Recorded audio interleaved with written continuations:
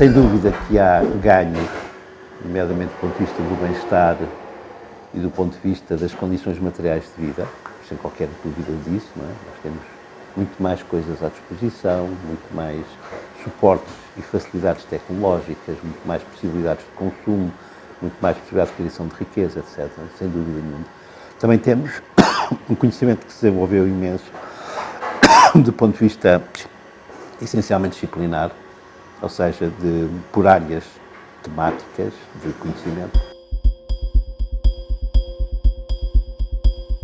nomeadamente do ponto de vista social, do ponto de vista do agravamento das desigualdades, por exemplo, do surgimento de novas formas de pobreza e exclusão social, para além daquelas clássicas que já vinham da Idade Média, hoje temos formas mais sofisticadas e mais difíceis de enfrentar e resolver de pobreza e exclusão social.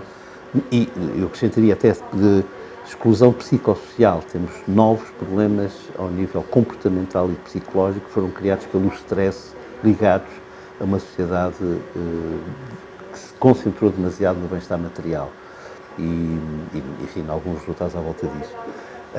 Mas, portanto, do ponto de vista social, mas do ponto de vista ambiental, que é o outro grande reverso da medalha, sobretudo, contribuímos para criar um processo de destruição massiva da vida no planeta, que faz com que hoje estejamos à beira da catástrofe, de vários pontos de vista, não é? Do ponto de vista climático, do ponto de vista da biodiversidade, do ponto de vista da questão dos lixos, etc., etc., de facto, à beira da catástrofe, e eu não sei se a geração que vem a seguir vai ter condições, digamos, minimamente sustentáveis de vida como nós ainda temos, mas no limite. Mas, além disso, houve outros inconvenientes, para além destes ambientais e sociais, que já são muito amplos e muito graves e muito à beira da catástrofe, como eu já disse.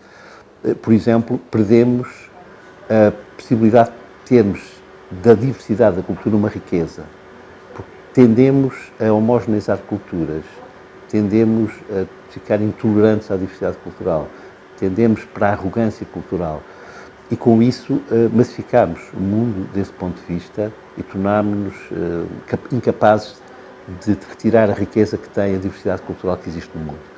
A diversidade cultural, como a diversidade ambiental, aliás, como a diversidade social, que não é a mesma coisa que desigualdade, como é evidente, como a diversidade política, etc. Portanto, e a diversidade, em si, a todos os níveis, é um fator de vida. Quando nós perdemos a diversidade, caminhamos para a morte, genericamente falando. Compare-se, por exemplo, eu uso muito esta comparação nas minhas aulas, um ecossistema de eucaliptos, não é? Que é uma espécie que cresce rapidamente, mas que exige muito do seu ambiente, capta praticamente todos os recursos e, portanto, é quase intolerante à existência de outras espécies. Não é? Comparemos esse ecossistema, movamos a um eucaliptal e depois a seguir, eu fiz isso com um dos meus já, visitemos aqueles quase raros ecossistemas que ainda existem, originais, digamos assim. Por exemplo, em algumas zonas dos Jerez, transmontano sobretudo, na Mata da Margaraça, na zona de Arganil, por exemplo, e comparemos o ecossistema e vejamos quão diferente é a diversidade de vida num comparado com a pobreza de vida no outro. Portanto, nós matamos a diversidade em nome de quê? Em nome da produtividade, em nome do produtivismo, em nome da construção da riqueza material. Por outro lado, se construímos conhecimento, é verdade, perdemos o conhecimento abrangente, porque ganhámos no conhecimento especializado, que era aquele que era requerido para a atividade da eficiência económica, da eficiência da produção. O conhecimento, digamos assim, por setores, o conhecimento em cadeia, o conhecimento especializado.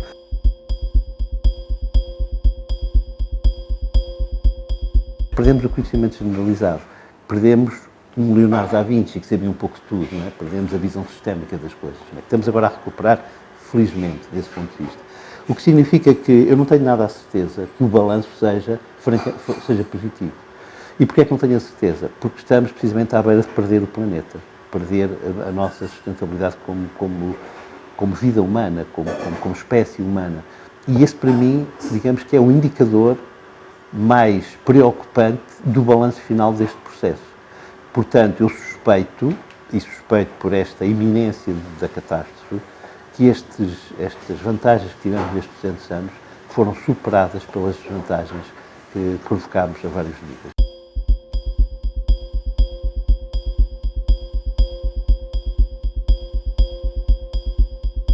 É de facto um desafio imenso, um desafio enorme que não vai ser fácil de ser superado, de ser enfrentado, provavelmente. Eu penso que uma parte das respostas virão de mudanças de comportamento, que são sempre lentas, mas que já estão a ocorrer. Nós hoje já temos novas gerações que pensam de maneira diferente algumas dessas coisas, a relação com o ambiente, por exemplo, mesmo a relação com a cultura, mesmo o tipo de economia que temos, por exemplo. Portanto, eu acho que há mudanças que vão vir, as mudanças vão ter que vir de vários lados ao mesmo tempo. Portanto, não é possível que estas mudanças ocorram só de um lado. Mas algumas mudanças têm que vir, mudanças de comportamento que são mais micro, que não são individuais, mas também são coletivas, não é? São a nível de grupos, de comunidades, digamos, de pequenas dimensões geográficas, que são mais, por isso mesmo, de baixo para cima, não é? Conjugadas com mudanças que têm que ser operadas ao nível sistémico, portanto, ao nível das políticas e ao nível das orientações gerais, portanto, mais macro, mais globais. Eu já agora, nas mudanças de comportamentos, punha não só as individuais, mas as organizacionais também, nomeadamente das empresas, mas já lá vamos a esse ponto. Portanto, mudanças a esse nível, mudanças a nível mais macro, mais sistémico, mais ao nível das políticas, mais ao nível das orientações estratégicas, e essas terão que vir dos governos, e terão que vir da ONU e da escala transnacional e, digamos, ao nível também mundial. E depois, mudanças científicas do conhecimento, não é? A percepção do que é que estamos a viver também tem que ser fundamentada em novos conceitos, em novas referências do ponto de vista do conhecimento. E há algumas coisas que já estão a acontecer aí, mesmo a utilização mais generalizada do conceito de ecossistema, por exemplo, mesmo ao nível da economia, o surgimento de novos conceitos, a meu ver, ainda é muito incompletos, da economia circular, por exemplo, da economia de partilha, etc., já indiciam que os conceitos que nós estávamos habituados a ter não servem e precisamos de novos conceitos para fazer face a estes novos desafios. Precisamos também de novas tecnologias que aproveitem melhor os recursos e que sejam menos perversos do ponto de vista dos efeitos sociais e ambientais. Porque algumas das tecnologias que nós tivemos no passado aproveitaram melhor os recursos, foram mais eficientes, mas foram menos benévolos do ponto de vista social e ambiental. Não é? Em alguns casos até foram o contrário, não é disso. Apesar de terem sido eficientes do ponto de vista tecnológico e poderem aumentar muito a produção e tornar mais possível chegarmos a formas de consumo que não tínhamos anteriormente. Não vai ser possível isso. Ou seja, nós precisamos de tecnologias que também sejam positivas social e ambientalmente e não apenas positivas economicamente, como foram no passado. E, portanto, nós precisamos destes 4 tipos de mudanças, a estes 4 tipos, e que elas sejam convergentes, não é? Que significa, digamos, que vão todas no mesmo sentido ou se completam. Isto não vai ser fácil, não é? Porque é preciso mudar muita coisa ao mesmo tempo. Contudo, há mudanças que já estão a ocorrer e, contudo, desse ponto de vista, já temos práticas que indiciam caminhos a seguir, não é?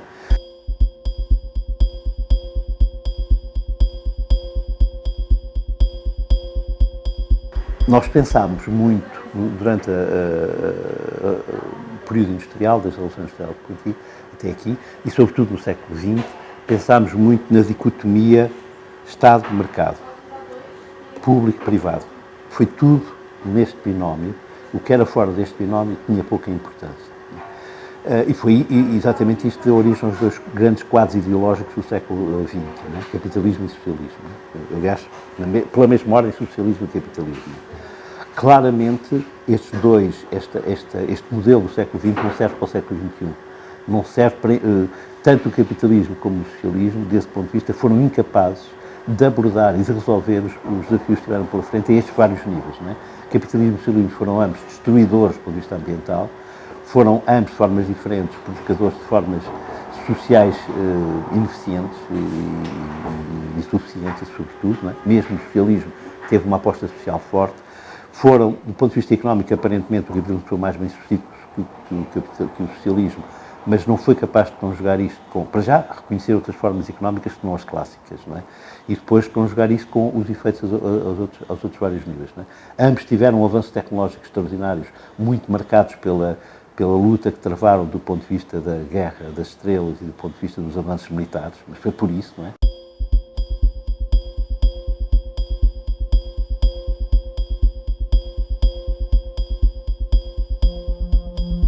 Primeiro, porque a economia circular é incompleta, ou seja, aborda a questão dos recursos e da reutilização e de uma nova forma de aproveitamento da economia, mas, por exemplo, não integra as questões sociais, culturais, etc. Nós precisamos de um conceito de economia que seja substantivo, ou seja, de certa maneira, que seja holístico, de certa maneira que vá ainda mais longe daquilo que o Michael Porter chamava o shared value, ou seja, o valor partilhado, não é? Ele já introduz aquelas que são as 3 dimensões clássicas do desenvolvimento sustentável e que muitos empresários hoje já reconhecem: a económica, a social e a ambiental. E depois alguns acrescentam a governance, portanto, a parte da gestão, da dimensão política interna, digamos assim. Não chega claramente. Por isso é que os conceitos de economia circular e o conceito de economia de partilha são insuficientes, porque não vão tão longe quanto toda a dimensão que precisamos hoje da mudança. Eu proponho, em coisas que tenho escrito, que o conceito de desenvolvimento sustentável tenha 8 dimensões e não apenas 3. Alguns colegas diziam-me: tu és louco, 3 é tão difícil de realizar, 8 então é impossível, é uma utopia. Pois, o problema é que 8 é a realidade, o 3 não é a realidade. Como é que nós podemos sustentar uma sociedade apenas conjugando uma dimensão de criação de riqueza, do ponto de vista económico, preocupações de coesão social e preocupações de proteção ambiental? Não chega. Porque onde é que está a dimensão cultural? Que é um dos desafios atuais, e se nós não o resolvemos, é uma bomba de relógio, como estamos a ver com as relações, por exemplo, com o Islão e com outras redes culturais. Em Portugal, uma coisa tão simples como a relação com os ciganos, por exemplo, não é? Tem que ser enfrentada por todos os agentes da sociedade. Onde é que nós temos a questão da coesão territorial, que é absolutamente fundamental? Ou seja, que contributo é que nós podemos dar às empresas para que nós estejamos a desfazer-nos de territórios do interior, com todos os custos que tem tido, e infelizmente está à vista, não precisa de grande demonstração, com a questão dos incêndios. E podíamos acrescentar, a questão dos incêndios é uma questão grave, vê-se facilmente, mas a questão do abandono dos valores culturais e patrimoniais, por exemplo, e dos recursos económicos, e das gerações que lá viviam e que têm que sair à força, tudo isso são custos que vamos pagar mais cedo ou mais tarde. Portanto, nós temos que ter uma resposta para a coesão territorial. E não é só a coesão territorial do interior, porque em contrapartida nós criamos cidades insustentáveis, de vários pontos de vista, até do ponto de vista do bem-estar psicológico, do ponto de vista da relação afetiva, do ponto de vista da relação humana. As nossas cidades tornam-se humanas. E, portanto, também a coesão territorial tem a ver com as cidades. Mas se isto não bastasse, temos um terceiro desafio da coesão territorial, que é as alterações climáticas e o desaparecimento das zonas costeiras, ribeirinhas e insulares, que vai acontecer inevitavelmente dentro de alguns anos e que vai ter graves problemas do ponto de vista das migrações de pessoas, do ponto de vista do desaparecimento de unidades económicas, de atividades económicas e do ponto de vista da perda de recursos naturais. E, portanto, há uma dimensão territorial que tem que convocar todos os protagonistas, que as empresas têm que acrescentar àquilo que é o seu conceito de sustentabilidade, àquilo que é o seu conceito de desenvolvimento sustentável. E depois há uma dimensão de conhecimento. Como é que nós construímos uma sustentabilidade sem conhecermos aquilo que nos cerca, sem conhecermos os desafios, sem que nas empresas se discuta e conheça todo o impacto daquilo que provoca e os efeitos que isso tem não só no meio à volta, mais próximo, mas também no meio mais imediato, mais longínquo, porque tem efeitos depois em cadeia, não é? E onde é que está a dimensão política? Nós não podemos ignorar a dimensão política da sustentabilidade. Nós não podemos continuar a separar democracia de economia, como aconteceu na Revolução Industrial, em que ambas cresceram lado a lado, cruzando-se de vez em quando, mas muitas vezes de forma insuficiente, quando não dizer perniciosa, porque muitas vezes o poder económico utilizou a democracia e tornou-a refém dos seus interesses. E isto é extraordinariamente negativo para a democracia, como estamos a ver atualmente. Não é? Aquilo que está a acontecer no nosso mundo atual, nós estamos em risco de perder a democracia. E isso é um fator de sustentabilidade. Portanto, temos que trazer a questão política, no sentido mais nobre do termo, mais de cidadania, para dentro da discussão e para dentro das empresas e para dentro de todos os atores da sociedade. E, finalmente, a dimensão ética. Nós não podemos ter uma sustentabilidade sem valores, sem explicitar que valores é que estamos a defender. O valor da solidariedade, por exemplo, o valor da equidade, o valor da transparência, o valor da democracia, entre outros. Sem explicitar isso, que sustentabilidade é esta? É uma sustentabilidade tecnocrática? É uma sustentabilidade meramente funcional, sem que seja uma sustentabilidade como grande missão da sociedade? Pronto, é isto tudo que precisa de ser mudado. É isto tudo que tem a ver com práticas, não apenas com conceitos, com práticas, com maneiras de trabalhar. Porque se nós não percebermos isto, estamos a construir negócios, valores de curto prazo, que obviamente satisfazem quem está hoje no presente, mas não vão satisfazer aquilo que vai acontecer no futuro, quer para nós próprios no nosso futuro, quer sobretudo para o futuro das novas gerações.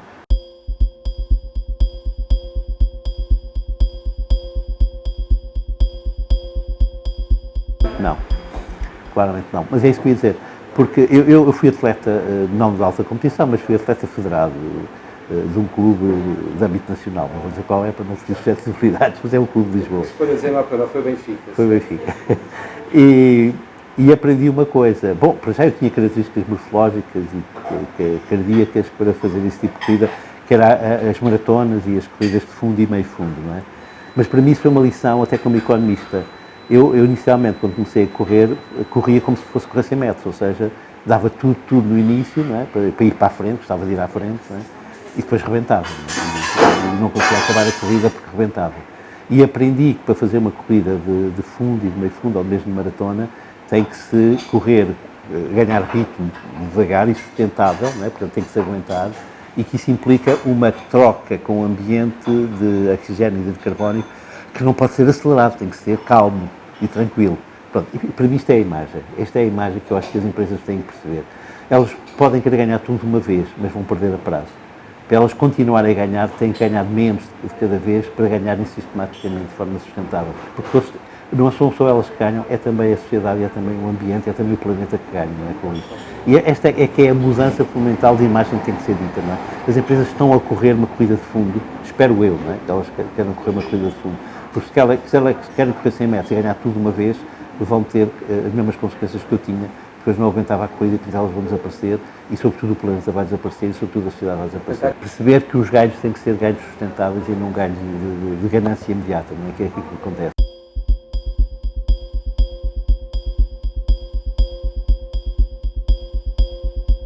Agora, para que isto aconteça, tem que haver, obviamente, empresários convencidos disto, e já há. Tem que haver consumidores que obriguem as empresas com isso, e já há alguns, e associações.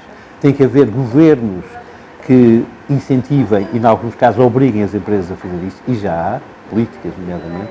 Tem que haver conceitos que sustentem o que é que as empresas estão a fazer e lhes deem a perceber que elas estão no bom caminho e a ganhar a prazo, não é? São estas, e tem que haver tecnologias que permitam isto também, não é? E tecnologias de novo tipo, não é? Que eu penso que as tecnologias e materiais que nós temos em informação e comunicação são muito mais favoráveis a isto que as tecnologias da transformação material.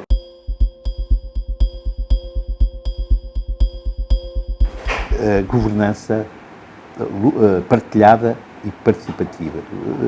Como explicar, porque às vezes estes termos são demasiado complexos. Governança, para não dizer governação, porque a governação é a ação do governo. E a governança é um conceito que, aliás, tem vários entendimentos, mas o entendimento parece-me mais interessante, é um modelo repartido, é um modelo que utiliza a corresponsabilização como regulação da sociedade, a corresponsabilização.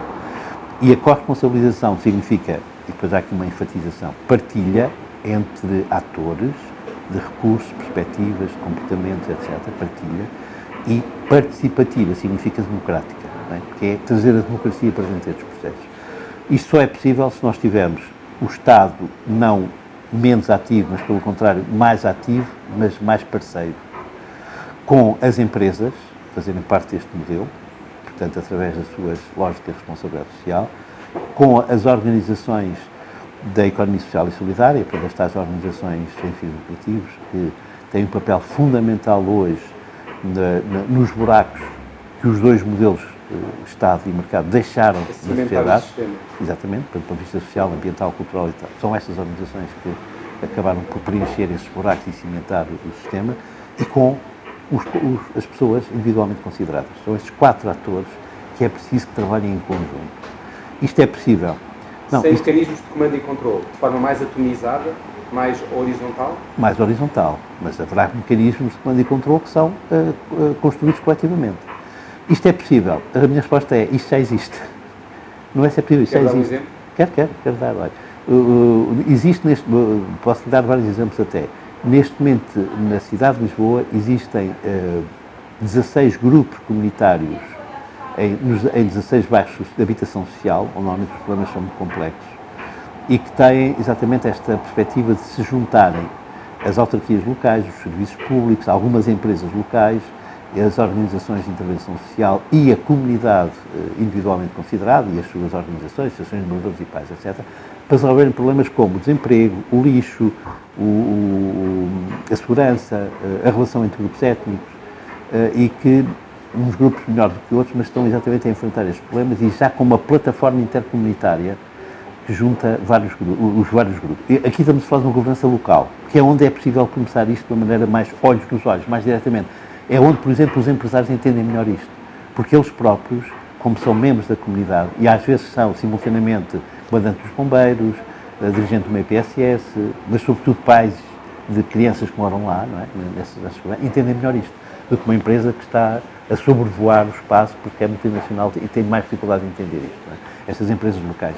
Mas eu posso dar um exemplo ainda, talvez mais interessante do que este, porque já tem mais tempo, que é no Conselho de Santa Maria da Feira, onde eu estou também a trabalhar, a ajudar. Já existem, converteram as comissões sociais de freguesia em 21 fóruns comunitários, onde precisamente as empresas, e ali há empresas importantes da área do calçado, da área da cortiça, etc., estão a ter esta interação, esta governança partilhada com as juntas de freguesia, com a Câmara Municipal e com os grupos as coletividades locais, os grupos de jovens, as IPSS, as CERCIS, etc., na resolução de problemas tão diversos como os problemas das doenças mentais, os problemas do desemprego, os problemas dos jovens nem, dos jovens que não estão a estudar, nem em formação, nem a trabalhar, os problemas dos idosos, do acompanhamento dos idosos. E é muito interessante vermos empresários a perceber que a sua felicidade, o seu valor, não é apenas o valor económico, mas é também a felicidade da sua terra, da sua comunidade. E a perceberem isto de uma forma... E que isso é bom para os negócios também. E que isso também é bom para os negócios, como é evidente.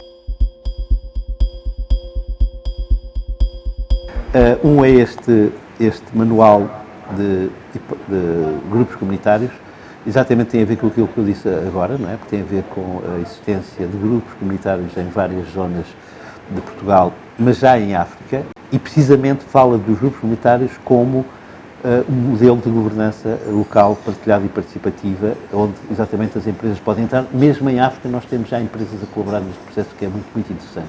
Não são muitas, é verdade. É, digamos, dos protagonistas que eu referi, o menos envolvido, mas já existe. Isso é um passo dado, e sempre que o passo é dado, eu considero que estamos a caminho da utopia, estamos a caminho de um futuro mais sustentável. E, portanto, este livro é o exemplo disso, porque falamos disto tudo, falamos de sustentabilidade, e são problemas que as comunidades locais, mesmo nestes países, estão já a viver, com questões como a água, com questões como o lixo. A gestão do lixo, por exemplo, num bairro de Benguela, só foi possível porque havia um grupo comunitário. A autarquia não estava a resolver isso. E depois, trago, isto é uma das minhas teimosias, não é? Que é o telemóvel da idade da pedra, um iPad, como dizem os meus amigos. Não, é para dizer que há uma coisa fundamental, e isto, obviamente, as empresas às vezes têm dificuldade em perceber isto. Nós descartamos demasiado facilmente aquilo que temos, não é? Os objetos de consumo, as relações, enfim, até às vezes os conceitos e as palavras, descartamos, não é?